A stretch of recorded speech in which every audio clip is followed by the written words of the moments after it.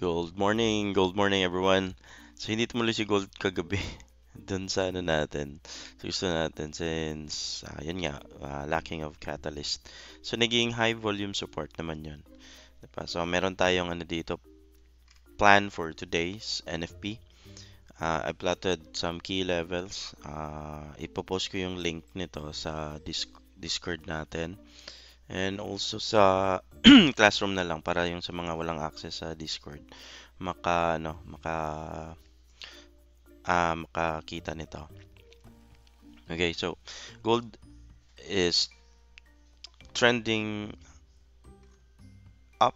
Napakalakas nung trend ni gold from the support na dito sa 2030 hanggang ano na siya, hanggang 2164 yung high niya. 2030 to 2164, that's around 135 na dollar change na sa presyo niya. So here, nagmark ako ng mga significant levels. So kahapon, ito yung minarkahan at may minarkahan tayo dito but hindi niya na-reach no, sa 2140. Then bumalik siya, na-reject. So yung rejection kagabi is yun, na-create siya ng high volume support. So I'm thinking na yung high volume support na yan for the day and the high volume resistance kahapon nung London at saka yung overlap kasi ni-reject yung London high kahapon sa overlap ng New York is yun, bumaba at create ng high volume resistance. So we have a two high volume na support and resistance na na-create. So, this is the catalyst para ma-break yung resistance or ma-break yung support. So NFP. So, the NFP will be the catalyst for today kung ma-break support. So, anong gagawin natin kung sa Asian or sa London tayo magte-trade? So, if you are trading the Asian session, you can trade gold. No, dito nilagyan ko na pre-NFP release. So, pre-NFP is during the Asian and the London session. So, before the release, pwede kayong mag-trade dito. Yung buy low, sell high lang kayo. So, every time the price dips in this level or in this zone, you can buy, then sell naman pag umangat siya. So, pag pumunta naman si gold dito sa 2160, 2164, 2163, 65, you can sell si gold dyan kasi hindi naman tutuloy yan since we are awaiting an NFP. No?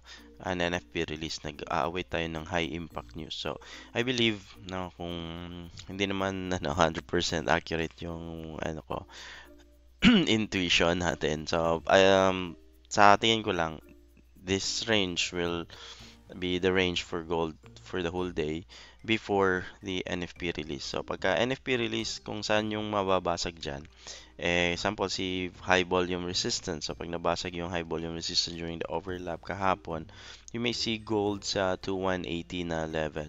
Now, this is the highest possible price for SAU USD. Yun yung catalyst natin is the NFP. So, explain ko mamaya sa later on the video bakit 2180 ang highest possible price. And then, if the support breaks, this is the NFP range. Lagyan ko din ng NFP range dito sa taas. So, yan. If ever naman si support ang masisira, you have a traffic here but I think NFP is enough na para mag-break sa traffic na yan. It could reach here sa 2130. So, high volume support din ito dito. So, here baka nag-wonder kayo bakit hindi ko kinonsider na support ito dahil kahapon na-reject na yung prices dito. So, this price has never been tested dito. So, kaya dyan yung na-decide ko na 2130 na level. So, from 2150 to 2130, that's around $20. So, malaki-laking range na din yun. Okay? So, bakit naman dito natin napili sa 2180 yung highest possible price for SAU USD? Okay? Kung makikita natin, zoom out natin, the range of gold during breaking out. Okay, so susukatin natin yan. So the first breakout ni gold, nagsiswing low yan. Okay, makita natin, every time na mag-break siya, example, break, then swing low, break, and then push up, consolidate, swing, breakout, low, breakout, low, breakout, low, breakout. Ganun yun. Okay, so susukatin natin at kukunin natin yung average. So sa unang break niya, dito yung low. And nag-swing,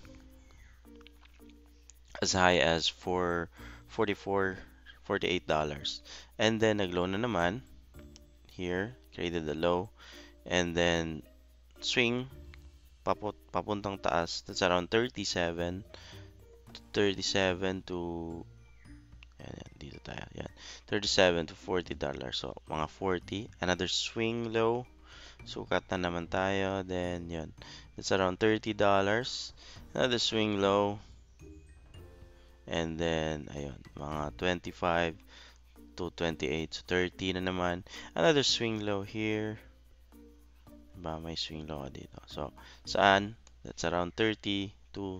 So, ayun, may swing low ka kasi dito sa volume support mo. And then, the highest possible price would be to 180. So, ganun lang naman magsukat ng mga possible ranges for gold based on a price action standpoint. Okay? So, yun yung sa Ginfrix system natin. Ganun lang naman ako magsukat.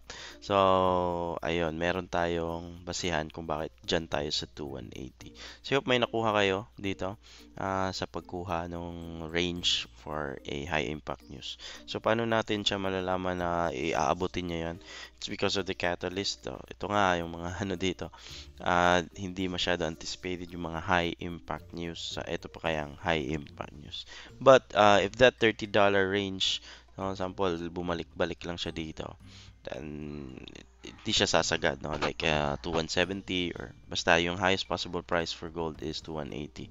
So, if you want to say, meron naman na ano na dito na lang ako mag-sell sa 2180 but ikaw, so if you want, you can do it na mag 2180 but the range for that na magbababa siya is very minimal, baka mag-consolidate pa so masayang lang yung pag-iantay mo.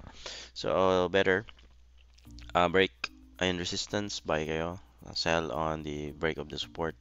And kung mag-day trade kayo ngayong Asian and London, you can buy high and sell low. So, baka mag-shoot up lang but babalik pa rin sa range na to. So, if ever hindi, and then maybe there's a high probability na pag example si Asian binrake na dito, there's a high probability na iti-test lahat ng ranges dito papunta sa baba during the NFP release. So that would be a sell bias. So hindi natin alam kung ano mangyayari but for now, ito yung ano natin, initial na analysis for SAU USD for the movement this Friday. So hope you have a profitable day ahead and good luck sa mga trades nyo and always manage your risk para hindi maubos. So have a nice day everyone.